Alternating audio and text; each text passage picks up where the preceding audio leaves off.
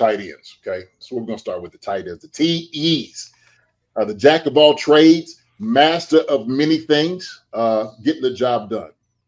And for me, this is probably one of the most consistent groups on the team. From what I see, my assessment of just watching the very first half of the season, and to be honest with you, just watching Travis Kelce, the thing he has been doing over this year, of course, surpassing my boy TG with the all-time receiving yards. So hats off to him, to Travis, for accomplishing that. That's a huge feat. That's a huge feat. And I like to say, look, the Kansas City Chiefs have had the best tight ends in the entire NFL, in the history of the game, period, bar none. People can bring other people's names up and talk about them all the time. Gronk, Shannon Sharp, who else they name? There's another guy that Gates, Kellen Winslow Sr. Kevin Winslow Sr., right? And those things. Look, in my estimation, Tony Gonzalez, Travis Kelce, the best tight ends ever, okay, to play the game. Until anybody else comes up and do what they did, and I'm talking about just not productivity, but longevity, durability, and I'm talking about changing the game, okay, at that position. Tony and Travis have been the best in the history of the game, okay? And the numbers bear it out. You look at what they've been able to do, and so Travis surpassing Tony, man, was a big deal. So I had to give him my head nod to that. But Travis has been spectacular this entire first half of the season. He really has. He's been almost unstoppable. And so we've seen, of course, with Miami, what they had to do. They had to double and triple team Travis to even try to stop him. And even then, when they that was the master plan. The game plan was to try to stop Travis. How do you do it? Well, the thing is, you had to double and triple team him. Okay, that's the formula. But when you do that, other guys got to get involved. But another thing that Travis gives to the game is Travis blocks guys. I see him in the backfield blocking guys. I see him down the field blocking for his brothers out there. And so he does a superb job of just blocking guys. And I would even attest and say he's probably gotten a lot better. Even with the production in the passing game, he's just becoming that more formidable of a blocker. But also, too, man, I'm going to talk about not just Travis Kelce, what he's been doing out there. We know he's the best tight end in the NFL right now, but we're going to go and talk about Noah Gray, okay? Noah Gray, who has 18 receptions in the 9 games, he has been a pivotal part of what we've been doing offensively. And even if people want to say conservatively what we've been doing offensively, Noah Gray has just been showing up week in and week out. And so he's been doing a phenomenal job in that second tight end role on the team.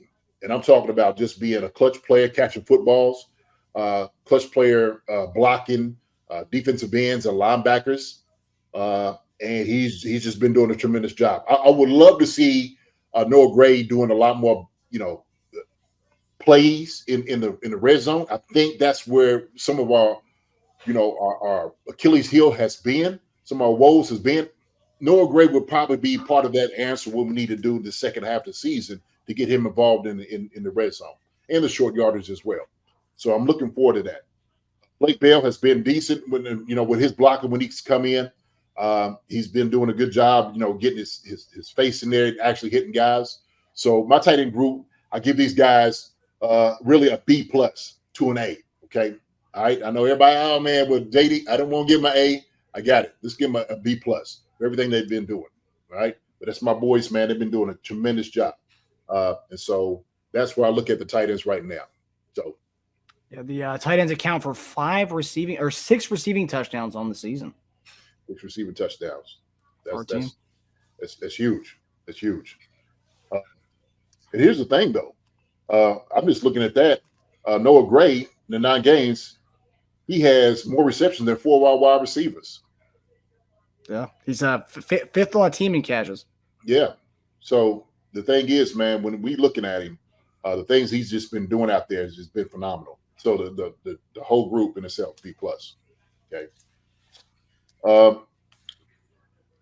Anything you want to add, Marcus? I honestly, yeah, I think it's week in and week out, whether it's Kelsey or Noah Gray making a clutch catch. I think it's by far the most consistent group on offense for us. Obviously, Mahomes is Mahomes, but I think consistently from a top to bottom on a whole position group, I think they are the most consistent group. Gray's been amazing. I don't know if some fans think he's going to be the heir apparent of Travis Kelsey. I don't think he'll ever replace productivity that Kelsey has given us. I just don't think he has the same kind of wiggle that Kelsey had, the same kind of juice. But no, Gray's been admirable for what he's given us this year overall. So yeah, I think B+. I can even say A-. A-. That's a good one. Yeah, A-. Yeah, definitely. So that round, I just didn't want everybody to be like, oh man, you know what? You playing your favorites, give them the tight ends an A. Well, they've earned it. They've earned it from what they've been playing out there. These guys have been doing a tremendous job. Yeah. So. And then off the field too. We're not factoring the off the field a bit too. I mean, this guy's dealing with a freaking worldwide superstar, and he's still putting up numbers on the field. So I mean, you got to give credit for that too. Yeah, but we talk this on the field stuff. We don't want to talk about off the field. Hey, like I said, I let them guys enjoy their time. All right, and I want Travis his life to be his life. And what he does in his time, man, it's all about him. He's having a great time with it with Taylor Swift. And I really appreciate having the more Chiefs fans coming in because of Taylor Swift. That's a beautiful thing in itself, right? That's true. So yeah, I'm cool with that. RBs. Isaiah Pacheco. I mean, he's a throwback. This is the type of guy we needed on the Chiefs. He runs hard. He's all heart. He's all grit. He's all attitude. I love everything about Isaiah Pacheco. Okay. He's gotten better in the passing game. Still needs to get a little bit better to trust him in the pass protection game, the pass blocking game. But he'll get those things done. You can tell he got all over himself. He's emerged as one of the bright spots on offense, and we need to feed him the football. We need to run the ball more than what we've been running the football with him. And we know the more you give him, the better off he's going to be. The more better he's going to get going. And we could see the games that he didn't get enough carries that he needed and deserved. It was a low like what we did offensively, right? And it was glaring. It was absolutely glaring. So third down, we need to pound the rock. Let's give Pacheco the ball on 3rd and 1. Okay. So yeah, I'm gonna petition for Pacheco to get the ball on 3rd and 1 each and every time. Okay, until you show he can't do it. All right. Or right there in the red zone. I think we need to run the football while we're in the red zone as well. Okay, we're not doing enough of that either. Isaiah Pacheco has that churning, his legs. He will get those things moving, and the guys up front want to block for him. Okay, so he's been doing a tremendous job. Isaiah Pacheco, man, is man to me, man, as a baller, has been a baller. Love everything about it. Jerick McKinnon, same thing. Where has he been? And here's the thing about it. He's another guy that we need to get the football to. He's another guy. Okay. Jerick McKinnon has so many great facets to his game, and we're not utilizing them. And so, look, Marcus, you already know I don't buy into the whole saving a guy to the end of the season or the playoffs and all. I don't buy into that. Okay. I think that's just a cop-out. That's an easy excuse. You got to go and say, oh, well, he's not getting love because we want to save him. No. I think it's a failure, okay, of whoever's calling the plays. I don't care who it is, all right, not getting this guy involved because we know he's a weapon. We need to do that. And so if we're struggling in one part of the game, Jerick McKinnon can line up wide as a wide receiver. He can line up in the slot. There's everything he can do. He can block, catch, run the football. He's got it all. And so I think we need to rely on him a little bit more. So hopefully in the second half, okay, we're talking about safety. This is the time we need to start showcasing what Jerick McKinnon can do. All right? Wait is over. Wait is over. We need to start showing that, man. He's hungry. Let's get him to rock. All right? Let's get him to rock. CEH. Okay. Well, CEH, he's caught up in the wash, right? I mean, he's got guys in front of him. And so that's the thing about it. Every time he gets a chance and opportunity, he's going 2 or 3 yards, and everybody hates on him because, why is CH in the game? Why is he getting reps? Right? But I think he gives us a nice little change of pace. I really do. I think he's a nice change of pace. I'm always looking for CH to do something well with the limited reps that he gets. I just want him to break one out, man. Just hush all the naysayers. But look, man, hey, CEH, man, he's just waiting his time. That's what he's buying his time. So, if we get something out of him, then I'm all here for it. But for my guys, but the running backs, I give these guys a B. That's what they got. They got the running backs got a B. Okay. I agree with your grades again. I think we need to see more Pacheco. I think there's still too many times where we end the game with him having like 12 carries or 13 carries, and I get it. We have a committee, but it's not like we're hanging the ball off to make it in 3 times a game. It's just we're not running the ball enough. I do want to see more Pacheco, and hopefully, let's say you do come out and you surprise the defense, or you run the ball 20 times with Pacheco. That's going to throw off the opposing DCs so hard. Running the ball 20 times, the Chiefs don't do that anymore. Do that, I think you could open up some of the passing lanes for Mahomes to do his thing out there. But I mean, I just think that it'll make everything easier for everybody. And also, like you always talk about, the O-line wants that. They want that. They want to be able to road grade dudes. Let them freaking let them do their thing. Let them get their hands on these other dudes and and drive to the ground and then open it up for everybody. What we always talked about, and we use the word cutesy. They get cute on certain downs, right? And people, it puts a bad taste in everybody's mouth. I don't think we're aggressive enough. We need to be more aggressive in the red zone and in short yardage, okay? And so part of being aggressive is running the football down people's throats, bar none.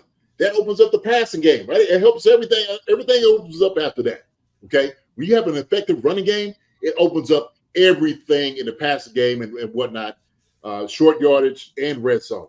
So we just need to be more aggressive. I want to see a more aggressive play calling the second half of the season. We need to see that, okay? And we need to get the ball in the hands of the playmakers, namely our running backs, right? Namely our running backs. So I'll go to our O-line real quick. O-line, all right? These guys have it's been up and down, okay, with a lot of different things. There's a lot of talk about with the O-line. Very consistent at times. They do a good job of being aggressive. They fundamentally, I think they're very sound in what they do. They give good pockets to Patrick. What they need to develop now is a longer clock in their head, okay? Because Patrick holds the ball a little bit longer. And so I've always said, linemen understand that it's a long 4 count and maybe even 5. We need to develop a 5 to almost 6 count in our heads blocking for Patrick when we know it's pass protection. You need to get back in your kickback. So I think part of the problem with some of the turnovers and some of the pressures have been that where we just haven't been sustaining our blocks past the 4.5, 5 second mark. Okay. And guys have been coming off at the end, and it almost looks like guys standing around and watching them, get on Patrick. And these even some of the guys where it's only 3-man rushing, okay, which is tough. I mean, sometimes you got 3-man rushers. You got to go ahead and I'm going to take some ribs, pound drive some guys on the ground. I mean, you need to wear those guys out when you have a chance to, okay? And that's what our offensive line has to do. But Thuney, Donovan Smith, Juwan Taylor, Trey Smith, Creed, those guys up front has been doing a good job. I like what they've been doing in the running game. I think we need to get more opportunities. Andy said it himself. He owes the offensive line 1, okay? I would say he owns them maybe 2 or 3, to be honest with you, because short yardage, we haven't really been calling on them to get it done. They've been pass protection more than anything else, or coming off like this play action, and I hate it for them. I absolutely hate it for them. As a guy who came off hitting guys in the mouth for a living, to me, I hate seeing some of the plays that we call on third down. It kills me. Absolutely kills me. Okay, and I know they pissed off watching them on the sideline when the things don't work well, right? So those guys, man, they've been doing a tremendous job. They've been doing a job. The penalties been hurting us where we begin in 3rd and long. Those things we need to change. We need to change that. Some of the penalties, the holding, false starts, all those different things. Juwan Taylor has shored up, obviously his alignment from the first of the season, the debacle of what that was.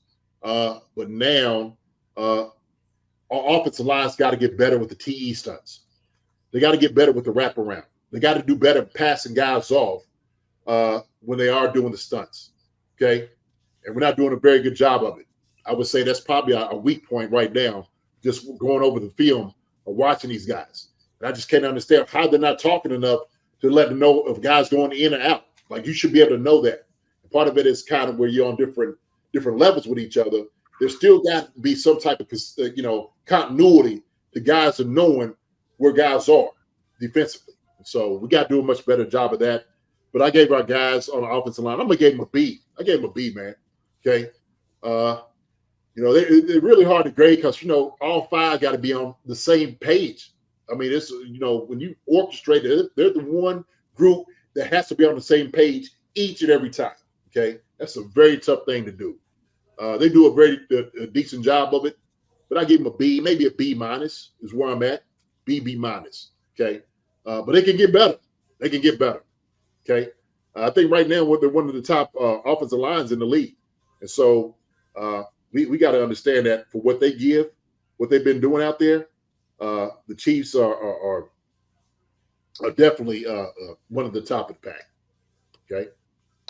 So. Yeah, I agree with your assessment there. I will say one thing that I do love from the O-line. I'm just going to point out one guy, Juwan Taylor. Took a lot of crap and a lot of scrutiny to start the season out. You could say he was cherry-picked by the NFL with the whole his alignment and the whole, jumping off sides or a false starting. He fixed all that. Then you said these are easy fixes, and he fixed all that. It wasn't like an ongoing problem. He fixed all of it. Yeah, the NFL may have pinpointed him, but yeah, he was targeted, sure. But he fixed all that stuff. We don't even hear about it anymore. And that was it honestly feels like so long ago, weeks 1 through 3, where that was such a big deal. I didn't talk about it anymore. That seems like it was a last year thing, and it was really only like 6 weeks ago. But yeah, I gotta give him credit for fixing the issues that he was getting called out on. So yeah, I do agree. O-line across the board, especially with 2 new to starters on both sides. I think they've meshed really well. Yeah, and ARG and KC, man. It's used for 6 seconds is a long. It is a long time. It is a long time, and so. That's what I'm saying. In your head, you almost have to, retrain yourself, okay? That it's like more of a 5 to 5.5 second, okay? 6 is long, but 4 is, quick game. We got to do much quicker passes. I agree with you on that. But that goes from Patrick not holding the ball in his hand, right? We talked about that earlier. And so Patrick's who's looking for the deep passes or some of these, he just needs to get the ball out of his hand early, okay? Whether it be to the flat, to the back, to McKinnon, to Pacheco, whoever it may be that's in the flat, or that quick little comeback, or that sit route. Ball needs to come out right now, okay? And like I said, you'll never go broke taking a profit. So you need to just take those little profits to all of a sudden where now the defense starts saying, okay, they're going to start hitting it short. Now it opens up the deep passes, okay? And so the mid-round range routes will start opening up. So. Hi, everybody. Thanks for watching. Subscribe here to get the latest from the show. Also, be sure to check out the best clips from Chief Concerns. And if you prefer to listen to the show, subscribe and follow us on Apple Podcasts, Spotify, and anywhere else you get your podcasts.